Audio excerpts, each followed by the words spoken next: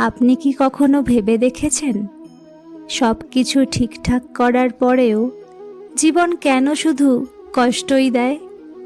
আজ আমি আপনাদের এমন এক পৌরাণিক কাহিনী শোনাব, যে গল্প শেখায় যখন জীবন ভেঙে পড়ে তখনই মানুষ গড়ে ওঠে। অনেক অনেক বছর আগে এক গভীর অরণ্যের পাশে একটি ছোট আশ্রম ছিল। সেই আশ্রমে বাস করতেন এক ঋষি, নাম দেবব্রত। তিনি সারা জীবন সত্য, সেবা আর সাধনায় বিশ্বাসী ছিলেন। তিনি কারো ক্ষতি করেননি, কখনো কাউকে ঠকাননি। তবুও তার জীবন সুখের ছিল না। এক বছর খরা এলো, ফসল নষ্ট হলো, শিষ্যরা একে একে আশ্রম ছেড়ে চলে গেল।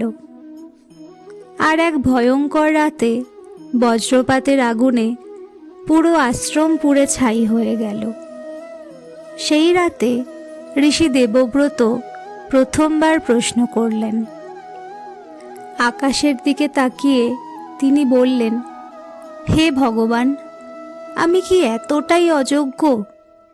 যদি ধর্মের ফল এই হয়, তবে মানুষ অধর্মের পথেই বা কেন না যায়? তার কণ্ঠে রাগ ছিল না, ছিল গভীর ক্লান্তি। হঠাৎ অরণ্যে ছড়িয়ে পড়ল এক অপার্থিব আলো। স্বয়ং ভগবান বিষ্ণু আবির্ভূত হলেন, কিন্তু তার মুখে হাসি ছিল না। ভগবান বললেন, দেবব্রত, তুমি ভাবছ আমি তোমার পরীক্ষা নিচ্ছি, কিন্তু আসলে তুমি আমার উপর বিশ্বাস হারাচ্ছ কিনা সেটাই আজ সবচেয়ে বড় প্রশ্ন। দেবব্রত জিজ্ঞেস করলেন, প্রভু, তবে আমার ভুল কোথায়? ভগবান শান্ত কণ্ঠে বললেন, তুমি ধর্ম করেছ ঠিকই, কিন্তু ফলের আশায়। যেদিন সুখ পেয়েছ সেদিন তুমি আমাকে স্মরণ করেছ। আজ দুঃখে পড়ে তুমি আমাকে প্রশ্ন করছো। ভগবান আরও বললেন, তোমার আশ্রম পুড়ে গেছে, কারণ তুমি আশ্রমকে আঁকড়ে ধরেছিলে, আত্মাকে নয়। শিষ্যরা চলে গেছে, কারণ তুমি শিক্ষা দিতে চেয়েছিলে, পথ দেখাতে নয়। এই কথাগুলো দেবব্রতের হৃদয় ভেদ করে গেল। চোখ ভেজা কণ্ঠে দেবব্রত বললেন, প্রভু, আজ বুঝতে পারছি আমি আপনাকে ভালোবাসিনি, আমি আপনাকে ব্যবহার করেছি। ভগবান বিষ্ণু মৃদু হেসে বললেন, এই উপলব্ধি তোমার আসল সাধনা।